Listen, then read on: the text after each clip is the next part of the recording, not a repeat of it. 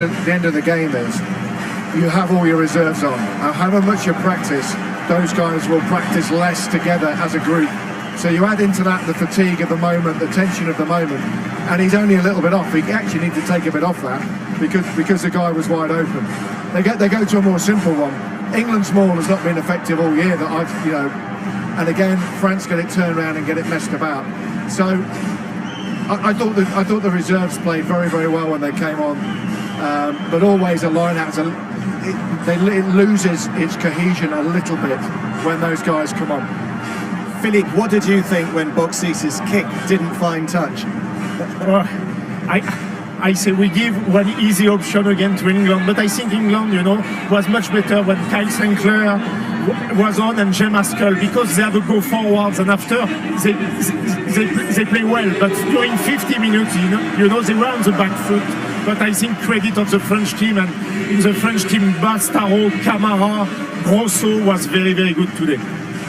Well, if you are not a regular watcher of rugby, and obviously in many ways the key moment in this match was the penalty try right at the start of the second half. I'll just tell you that the laws of the game read as follows. A penalty try is awarded between the goalposts if foul play by the opposing team prevents a probable try from being scored or scored in a more advantageous position. A player guilty of this must be cautioned and temporarily suspended or sent off. So that's what the law says, and I suppose the question is that what happened here?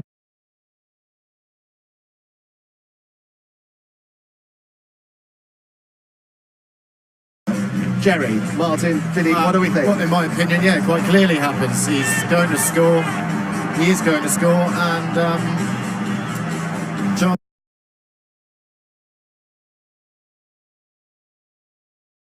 Anthony Watson comes in with a foul, illegal tackle. It's a penalty. He would have scored. It's simple. It's very simple. You can't argue that one. No, when you see it, but I still think it's a bit of a hard call. He's dived at the guy, he's put his hand around his shoulder. It's not dangerous. Technically it's right and you can't fault it, but I still think it's a tough decision. I'd have thought that either way if we'd got it. England was penalised twice in the same action, in the strike zone. So in the end, it's a high tackle, yellow card, penalty try. And of course England down to 14 at that point, and France actually almost scored a couple of moments after that, which might have put the game to bed, Martin. Yeah, I actually think England played their best rugby after this moment. I think it energised England. They still weren't accurate enough and quite good enough, and they had to defend. And I thought they defended some of these things really well. We said at the start, if you turn the ball over to France and you're chasing the French down the field, that's not where you want to be. And I thought, France actually should have scored at this point.